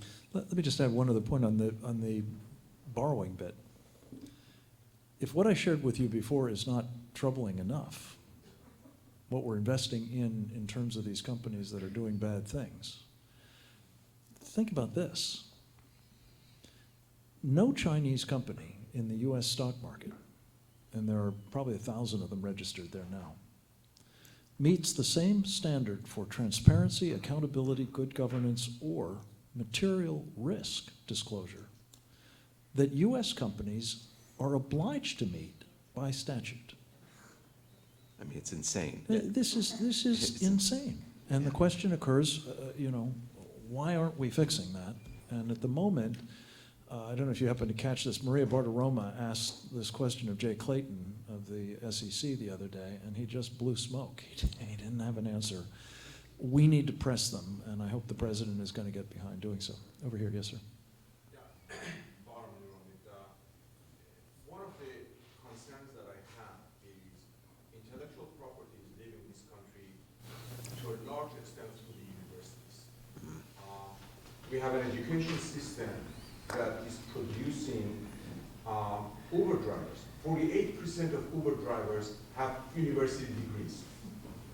And then there's a shortage of undergraduate students to go into the PhD programs, and the majority of students in this country in master's and PhD programs are foreign students, with a large percentage from China. So all our education system goes towards educating these Chinese and then sending all the information back to China to then compete with our own industries. It's the most ludicrous system I've ever seen. And nothing is being done about these universities. I think the core of the problem are the universities, and we got to get fixed.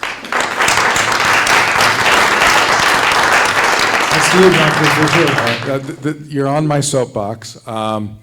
So I have to say, one of the misconceptions is that we're only filling up seats in our public universities with Chinese students because they're going to pay out-of-state tuitions. This is an absolute lie, okay? So you mentioned the graduate programs. Our graduate labs in computer science and engineering in particular, and our graduate programs in our business school are absolutely dominated by Chinese. So when I got my PhD at the University of California, in management, 50% of my cohort were Chinese nationals, okay? Only 10% were Americans, 50% were Chinese nationals. And I want to be clear, I like the idea of a global education system and bringing people from all over the world to learn with, and I love my foreign students too, but 50% is ridiculous because they're not paying tuition. They're paid a stipend to be PhD students. You pay taxes so that 50% of the students in my class could be Chinese nationals who are going to take their training in American business strategy and go back and compete with us.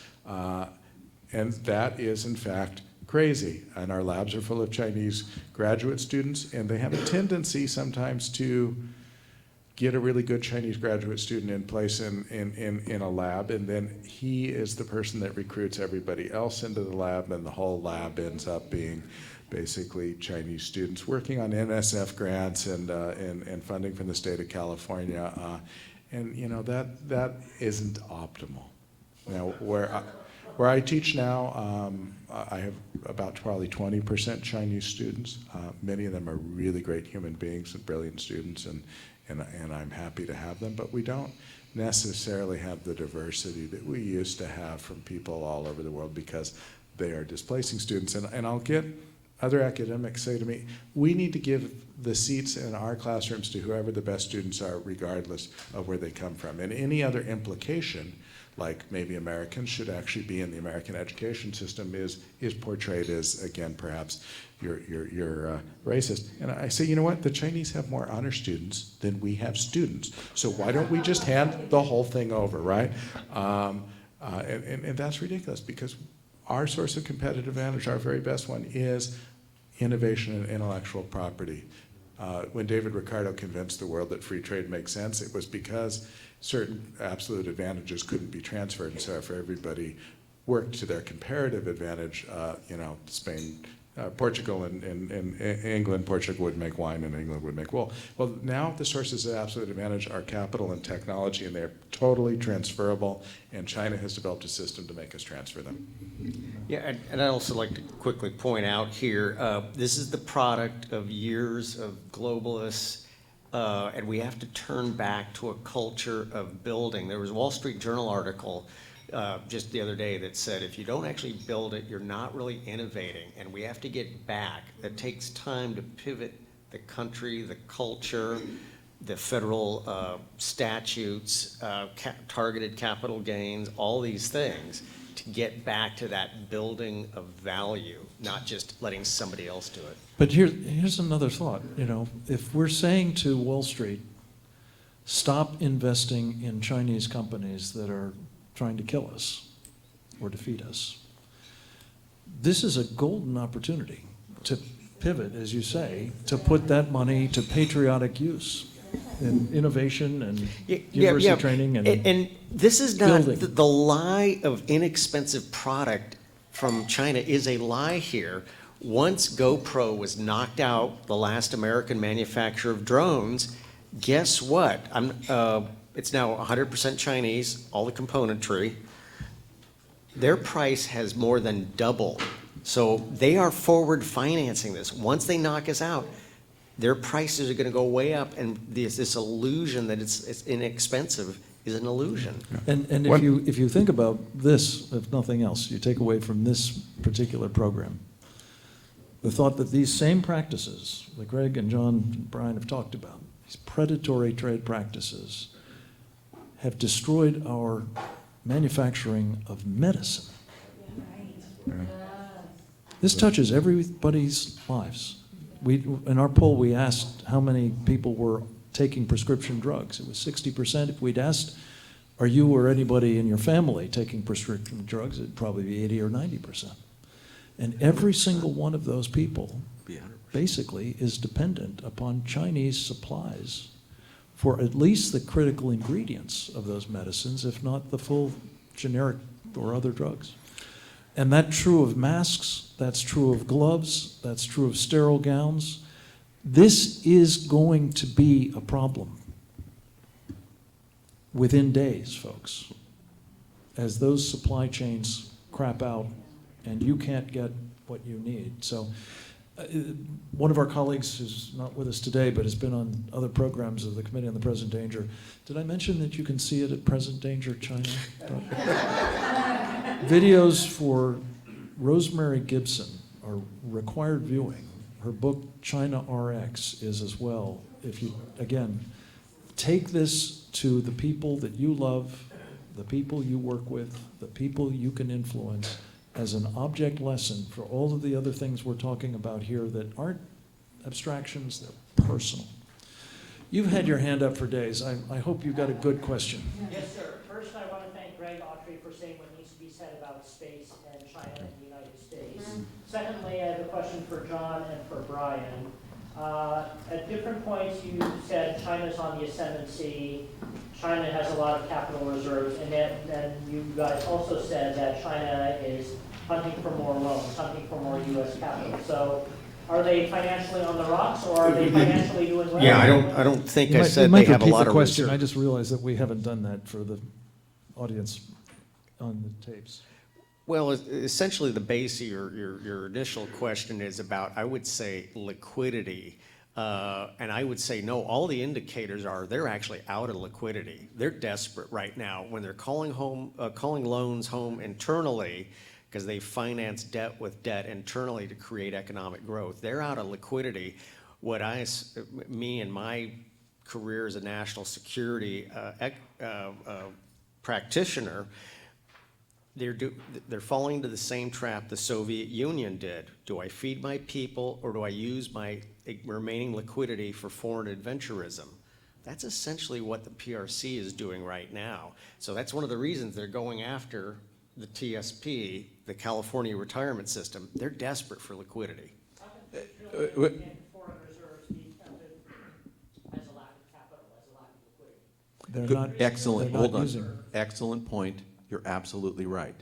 The point is, even if they're in a liquidity crisis, they want to keep that money. They don't want to spend that money, right? They want to hold that in reserve. They want to intertwine our economy and their economy. Even if they had 10 trillion in reserves, they want to borrow money here so that American economic elites have that globalist engagement, intertwining of our economies, that if you ever try to break them apart, they will argue, will hurt the American economy. Getting us intertwined with them is the chief goal. Because then everyone says, well, look, gosh, people like Frank Gaffney and Greg Autry and others, they don't want us doing business in China, but boy, if we have to sell now, Americans' portfolios are going to take a big hit, right? And so anything that gets us intertwined is good for China. They want to own that market. They want us intimate with what they do. Yeah, think of it as recruiting the China lobby to hundreds of millions of American investors. Is any president going to go to war with China when it would mean a immediate portfolio hit for 30% of all retirees? No. It would tank the, your own economy. Go ahead. I would also add in that those reserves can't be liquidated as easily as you might imagine. If they dump those dollars or those bonds out into the market, they undermine the whole value of that because the prices are set at the margin, and you can only sell a few at a time. And the other thing that people have been mistaken with is to think that the Chinese economy is dynamic and efficient. At the bottom level, there are a bunch of really neat little companies all over China, mostly on the East Coast, Shanghai and Shenzhen, run by real entrepreneurs who work their butts off and are doing great things. But the vast majority of the economy is a giant state-owned mess that looks very much like the Soviet Union.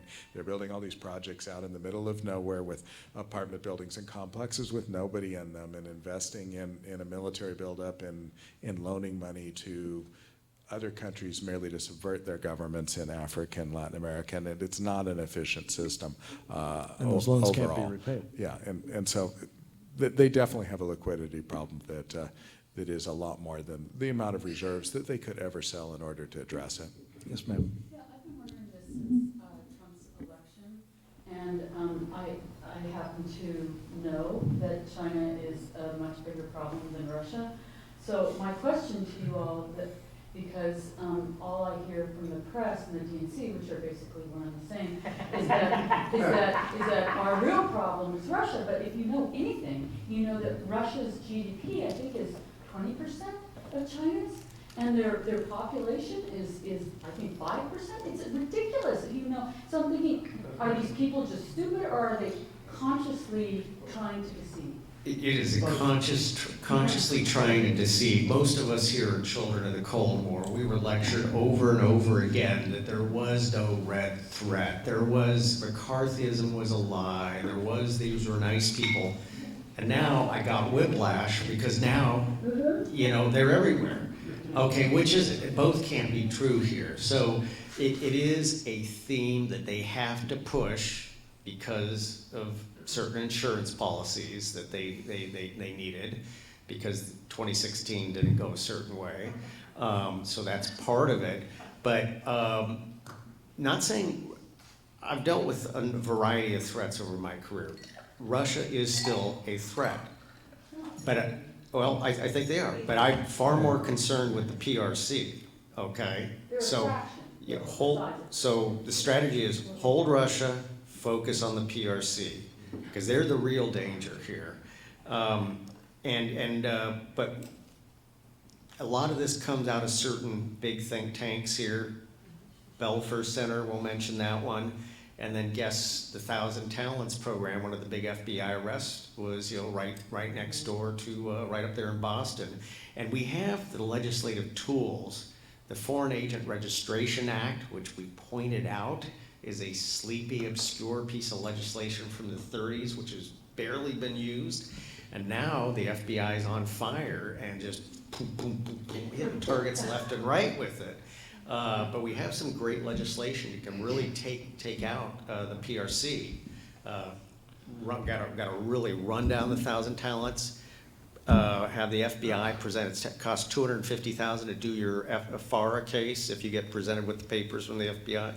So we got the tools. Yeah, I want to add real quick there. I mean, I don't think Mr. Putin or his regime are a good thing. They're certainly terrible violators of human rights, and they are certainly building advanced weapons systems, hypersonics, and nuclear things that I don't like. Yeah, they're not working out so well, thank God. But nonetheless, that's wrong. But you need to understand, what are they trying to achieve? And basically, they want to be left alone to run their little criminal oligarchy, and then they're okay. The Chinese have global domination ambitions.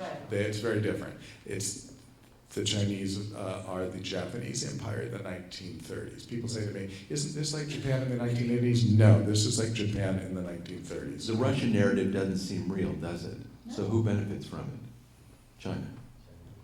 China benefits from the Russian narrative. Because so long as we're focused on Russia, we're not talking about China, are we? And it's also a classic example of deflection from a party that has been deeply in bed with the Russians particularly in the Clinton era. Yes, ma'am. Thank you all so much. Linda Johannesson. I just have to say, what I'm really sad about is that this, what you call awareness, doesn't, in many cases for the Trump administration, translate into messages that get through on the media or through the White House communications staff. Because you'll need 10 million of these small groups, and you can't do that, so. Not this It- week. It's a, the communications is We're working on it. because you Look. know, you've lit my fire. This is a work in progress. With the help of everybody in this room, we can reach vastly larger numbers.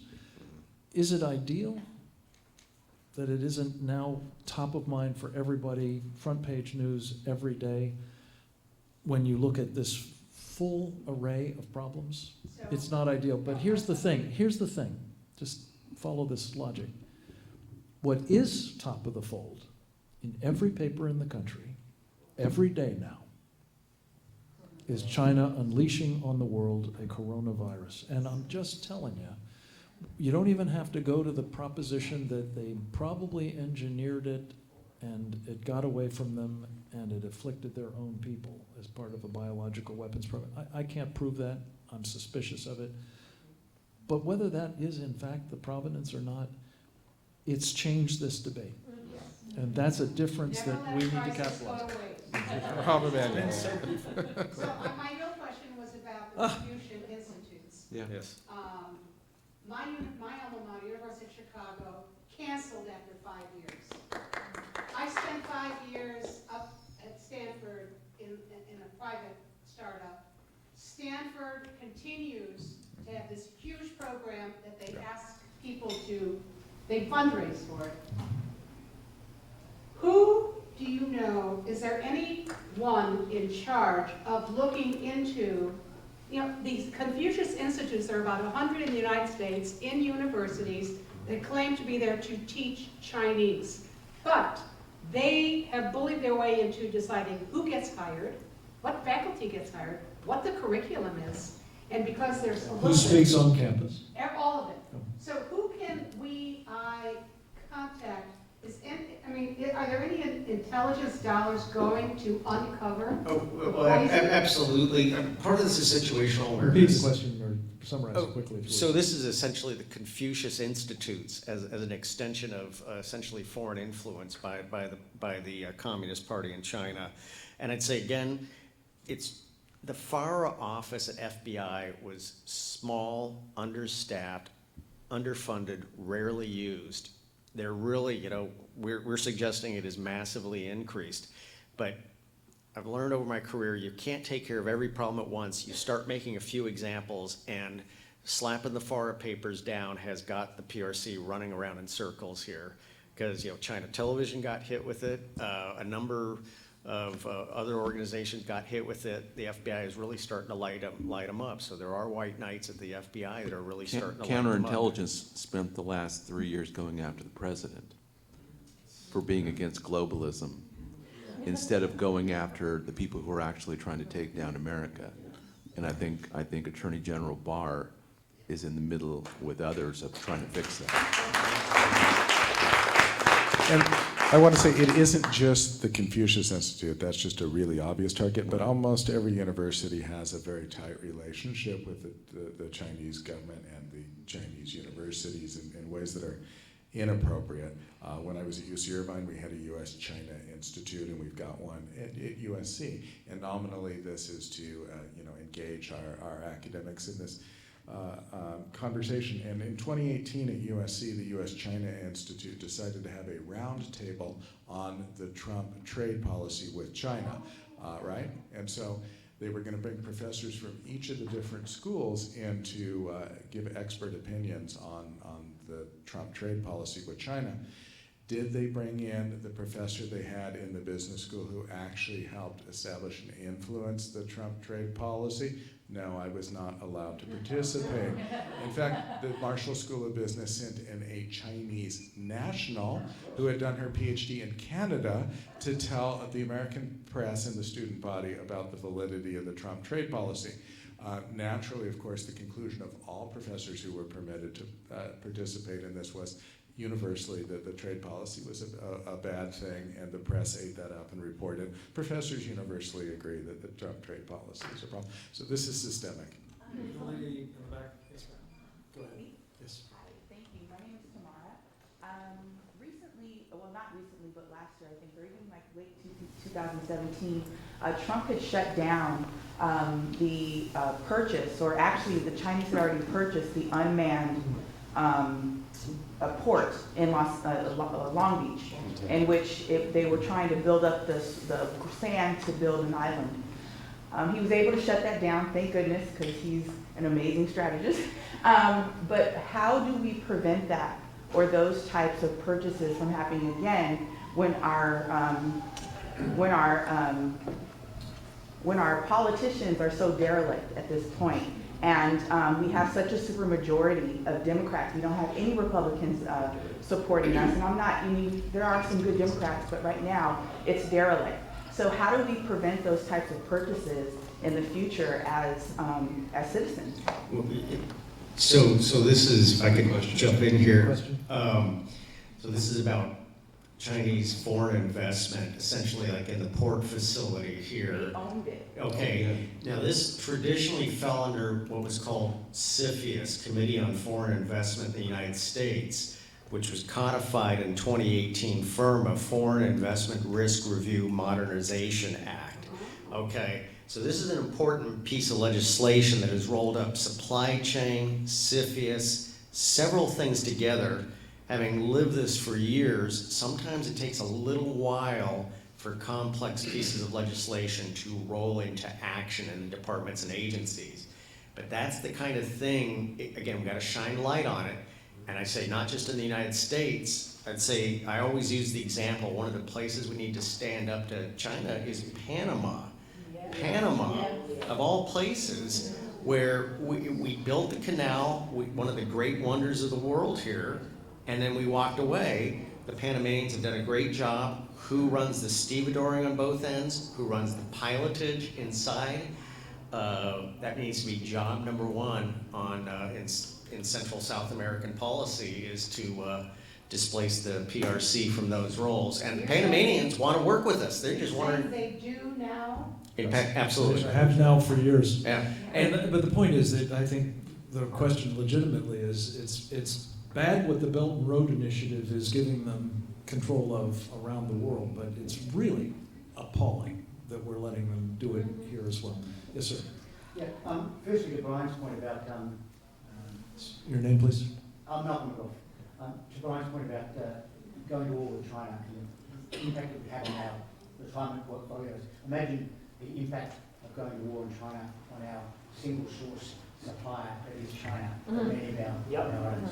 And I'm just wondering, Brian, that's my first question, what are we doing here in America to diversify our supply chains to anybody else but China?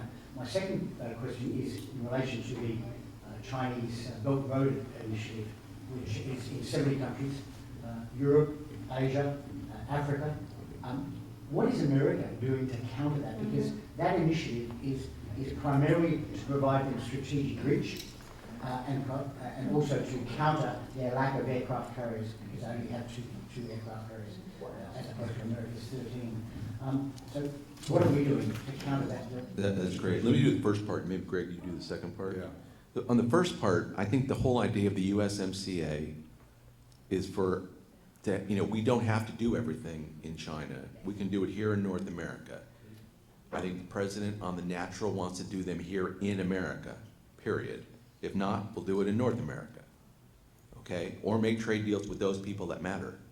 But I think we have to get out of our free trade comfort zone and realize there are some key strategic industries, medicine being one of them, that we simply cannot farm out to anybody else. And to the extent that I don't want to call it national industrial policy, right? I do. Thank you. I don't want to say it in such a way that it implies that we're going to have a centralized managed economy. We're not. But we have to realize we're up against a nation in China that engages in ruthless mercantilism, that uses the funny money of the central banking system to do everything that Greg talked about, and that we have to ID those industries here in the United States that are absolutely mission critical to our survival. But that's a great, great point. So your question of what are we doing about it, I would also point out that, and I want to praise the Democrats here, they've reauthorized the Export-Import Bank of the United States, the Ex-Im Bank. A lot of free market Republicans were opposed to the Ex-Im Bank as, quote, corporate welfare or sop to Boeing. But the Ex-Im Bank makes it possible for developing countries primarily to buy large capital investment U.S. items. These include often aircraft, nuclear power plants, and telecommunications products. And because China has a very, very active equivalent export credit agency and a insurance company on their own, and even their domestic development bank spends most of its money now in Africa and Latin America. They have spent $145 billion last year subsidizing the purchase of Chinese products in the third world, and we had nothing. The last time we participated in this market was 2014 when the Congress deauthorized the Ex-Im Bank, and we spent $40 billion that year. So they're kicking our butts. And what they do, for instance, if you are an African country and you want to buy a cell phone infrastructure system, you buy Huawei and ZTE, the Chinese government loans you 130% of value, right? So they give you an extra 30% that you, the African dictator, can spend on mansions and whatever other entertainments that you want. You know, and then the money is interest-free for 5 years and loaned at ridiculously low rates over a 30-year period. And we've really got to do everything we can to compete with that. But the president stepped up and signed the reauthorization for Ex-Im Bank, and Kimberly Reed, who's the new president there, is great, and I'm excited by the whole team. I had the opportunity to meet with them in DC a couple of weeks ago for several hours at night on a one-on-one, and they're doing a great job. I'm excited with them taking that on. Congress even mandated in Section 402 of the reauthorization, the Ex-Im Bank has to spend at least 20% of its funding directly taking deals away from China. So I was happy to see that. Can I say one other thing that is another scandal in all of this is the World Bank is providing financing to China as if it's a developing nation, to the point where 70% of its lending is to the Chinese, which leaves 30% for actual developing nations all over the world. And China How takes could that that money be? and reloans it. There you go. With their brand. There's It's a great. gentleman in the way back. Sir, if I could have your attention, I'm recognizing you. Oh, yeah, John, you pointed out that gays were autistic, and you went on to discuss Long Beach, Gulf and Panama. Could you also point out some of these other areas around the world, just to give a sense of how encompassing this is? I mean, there's also Dominica, right, which probably most people haven't heard. And there's South Africa, India, there are islands out in the Pacific, and they're trying to basically dominate all those countries. Yeah, all of this represents, yeah, so this is the Belt and Road Initiative around the world and the use of these loans as a tool of influence. You mentioned a whole number of places around the world. Dominica is not part of the Okay. Greg has, so on the Mexican Pacific coast there, but all of this represents a vacuum that we've allowed to be created. And where did they learn how to do and exercise and project influence? They learned it from us. And we've lost this art of statecraft where we use all instruments of national power to project influence for good on American values. We've just disappeared. We've evaporated from this. Believe me, I've worked this at the tactical level. I've worked this at the embassy level. I've seen it over and over again. We need a passionate resurrection and resurgence, rebuilding of our diplomatic statecraft. And again, that's all instruments of national power here. They're leveraging a vacuum we allowed to be created because we lost interest, and I don't know what we've been paying attention to. We just walked away. We stopped believing in ourselves. Yeah. Amen. Hardly. This lady in the middle here, who happens to be my wife, had a question. Did you have a question? No question. Good. But we're gonna ask your indulgence because we are over time. I wanted to see if our distinguished panel had anything in closing that they'd like to add. Brian? Only my thanks for everybody. This Okay, is John? this is a big issue. John? Yeah, passionate resurgence of projection of American values. I just want to encourage you all to leave this room and go talk to 3 friends about the importance of American values and the China problem, particularly as the election comes up. Amen. Let me just say, one thing that's occurred to me, which I just leave with you, it was triggered again, it happened earlier today. An actress who formerly lived here and used to frequent these events, if I'm not mistaken, who is now migrated to Colorado, where she's discovered that Californians are trying to turn Colorado into California. Mentioned this, and you sort of tickled it too. Most of what we've been talking about tonight, in the end, about our problem here in the United States, is a function of what we've been teaching our kids. And the idea that we might encourage more of them to go to trade school and get skills that actually are probably going to be more remunerative, and not saddle them with terrible debt. And maybe, just maybe, the Frankfurt School hasn't gotten to our trade school teachers and curricula just yet, and we could actually have a chance of having pro-American kids really entering the workforce and the electorate in large numbers. Thank you.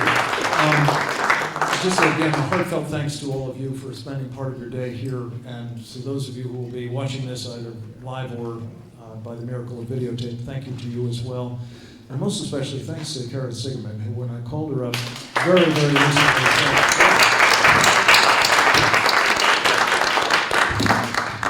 I could only have done it with the support of the American Freedom Alliance community. I mean, really, right? I mean, imagine a phone call from Frank Gaffney, can you do this? I knew I could because I know you. And you are passionate about freedom, about America, about the threats that we are facing. So thank you for being a community that we know will be there, and thank you all so much. Unbelievable. We had talked about a whole day on China sometime in 2021. What do you think? Yeah, I think so too. All right, thank you again, all of you. Amazing. The bar is still there until 6:30, and then the bigger bar will be there for hours and hours.